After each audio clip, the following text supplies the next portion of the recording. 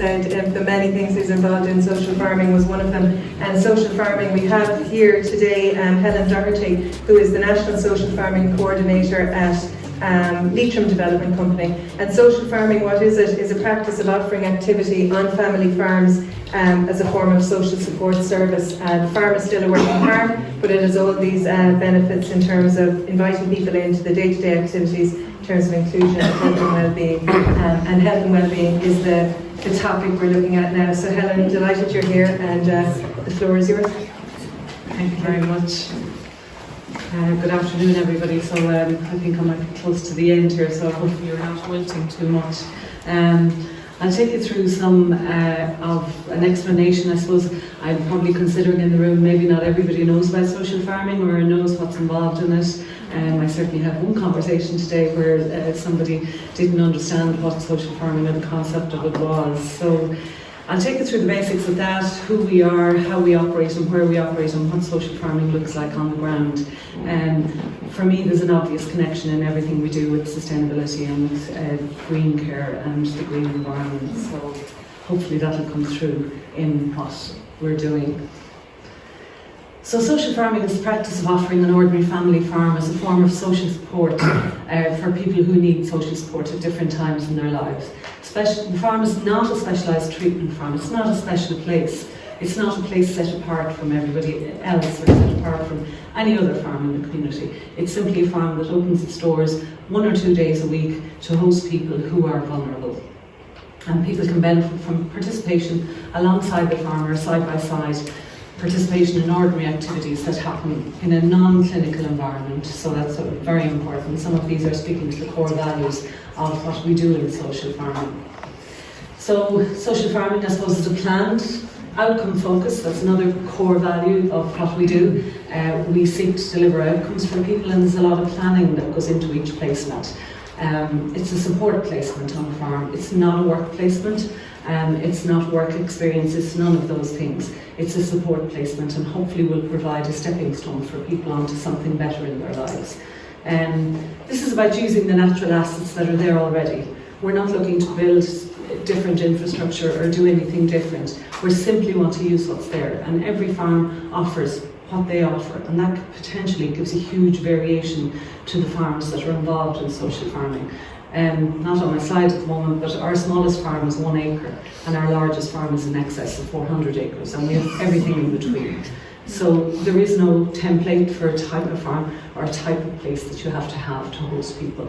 It all depends on what the person actually wants to experience. There's no capital investment, and really social farming is about investing in people.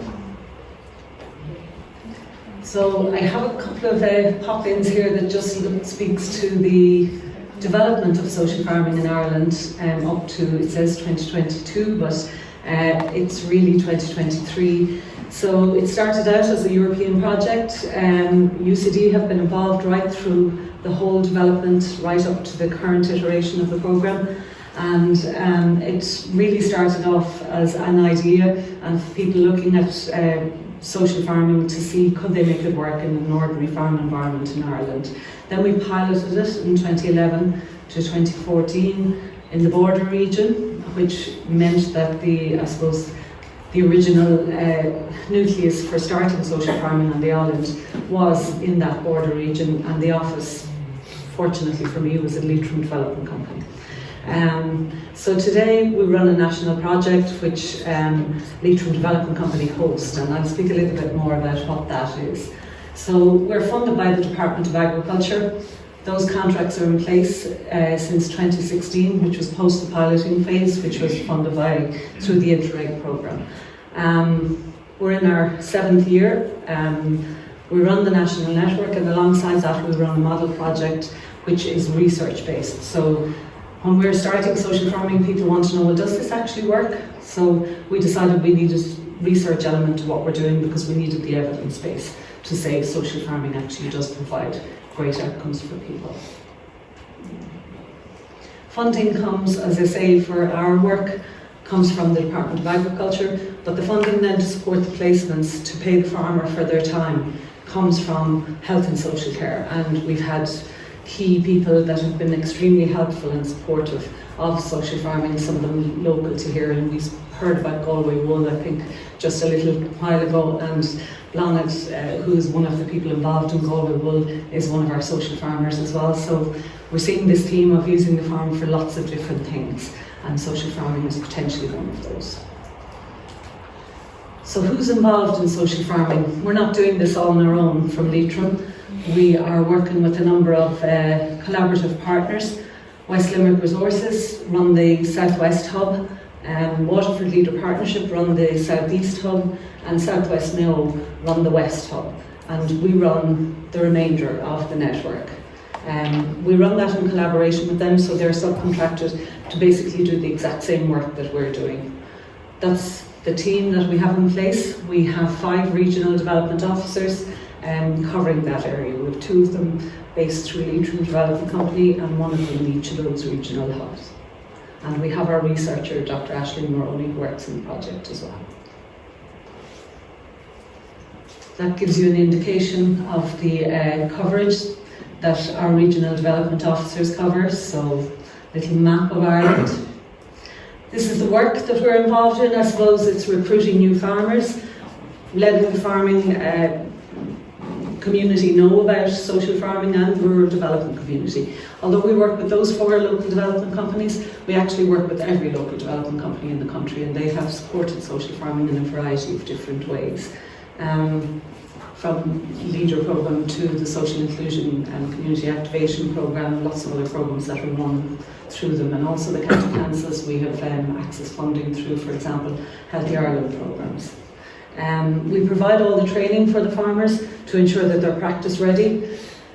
We also do the dissemination in the health and social care sector, so we have an education process to get through with health and social care sector to let them know about social farming and give them the assurance that people going out onto farms are going to have a really good experience and are going to gain something from it and grow and develop as a result of that.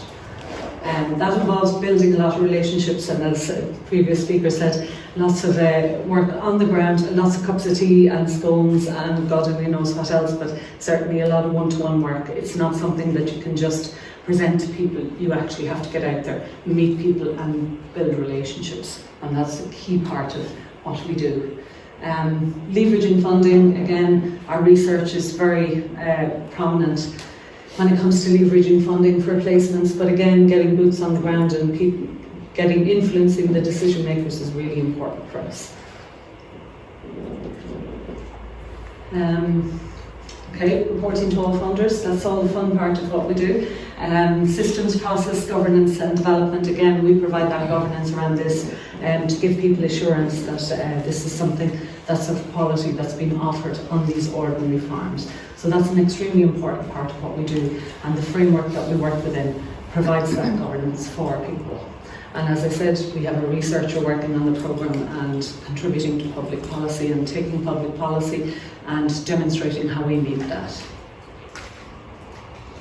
Some of our numbers, this is a little snapshot of the national picture.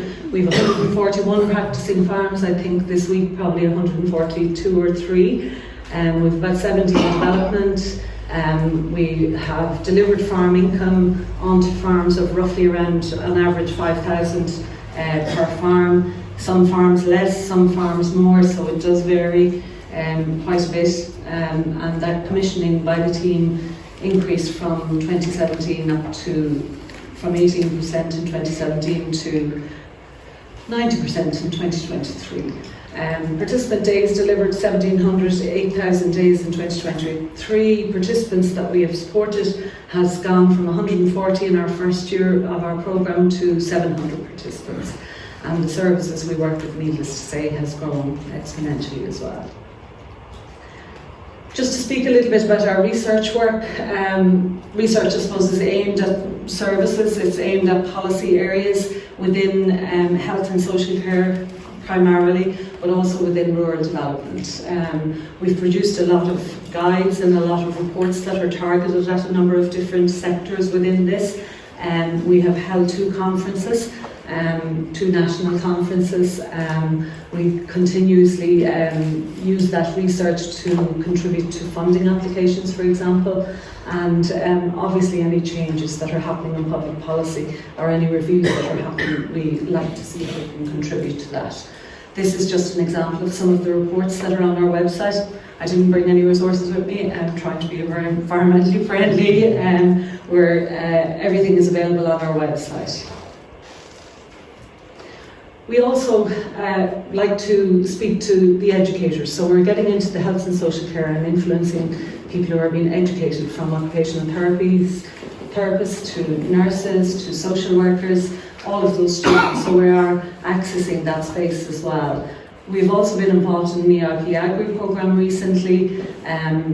We had our researcher was a coordinating expert on a focus group on social farming, so that report has to come out yet, it's just very current.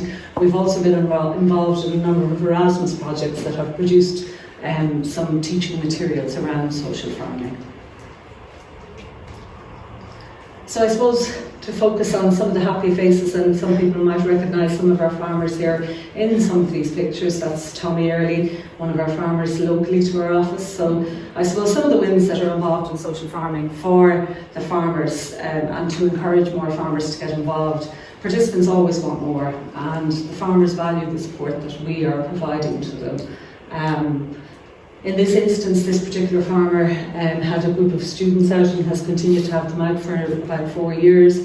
So the wins in that farm in Donegal was school retention with those young people in schools. This particular farmer in Cavan has actually employed 2 people on his farm, so he has the scale of a farm that allows him to do that. But the majority of our farmers, to be fair, would not have farms of that scale, but some do. So that's been a huge benefit to those participants that have come out to that farm. All of our farmers speak to the satisfaction that they get from supporting people. They become people who are very valued in their community as a result of that.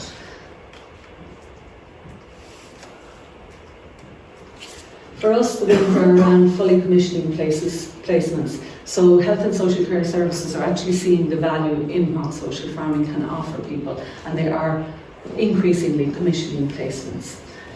Continued support, successive years, building, growing all the time through various programs. Participant stories are particularly powerful in this space.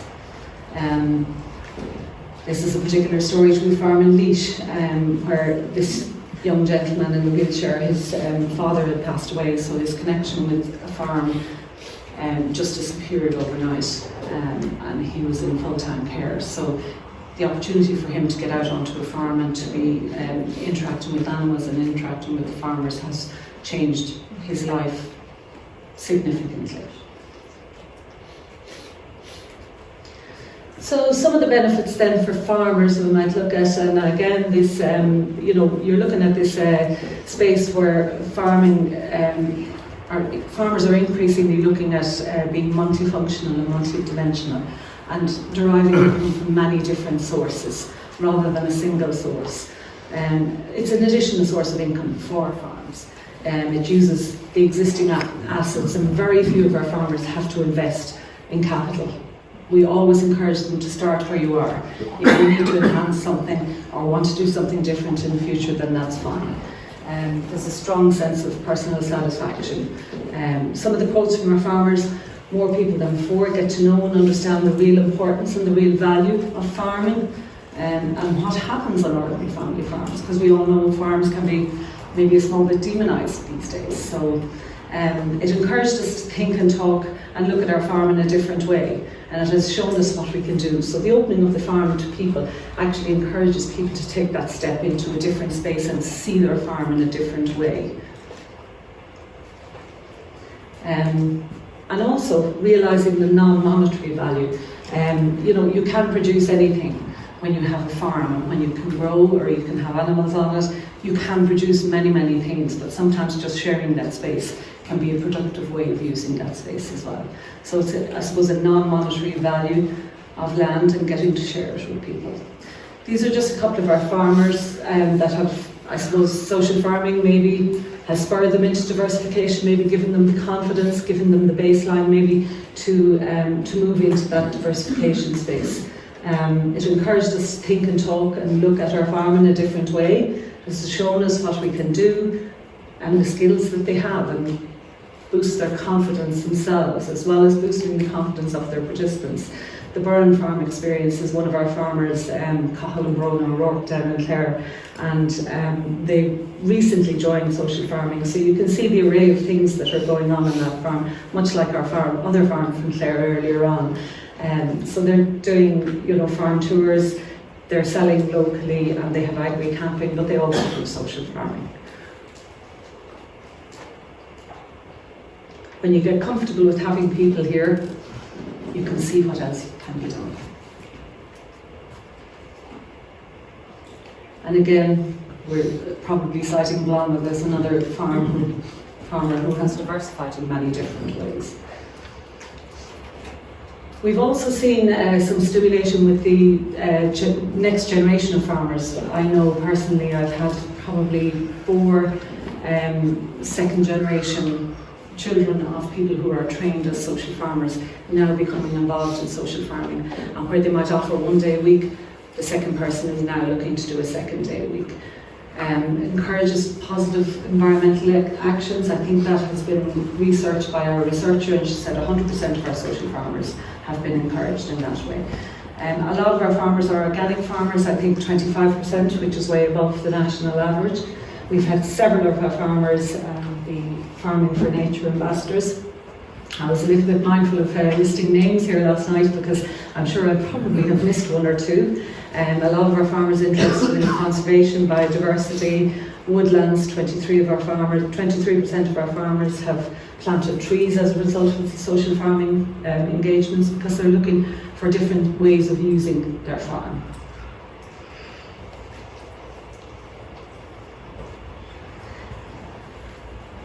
These are again some of the impacts. Encourages investment in the farm, health and safety improvements. Some of our farmers have accessed leader funding, and valorises and helps preserve the social farming model. It's about keeping people in rural Ireland and keeping farmers on their farms. Social farming, I suppose, is part of that whole green care movement. It's a non-traditional use of farm setting and farmer skills. The farmer is equally as important as the farm. It's not all about the number of acres or the activities they offer. It's actually just as much about the person and what they can offer by way of a healing and nurturing space for people. There's been a European study there that we came across recently, social farming for social innovation and viability in rural areas, and it's about the revitalisation and valorisation of family-based traditional agriculture and the promotion of diversified farming systems as a social and economic basis to foster social ecological conversion. So we're certainly fitting into lots of policy areas around that green space. So on that note, those are our 3 key messages around social farming: new opportunities, connecting people and enhancing lives. And I've probably gone over time, I expect, so I hope not too much. Thank you very much.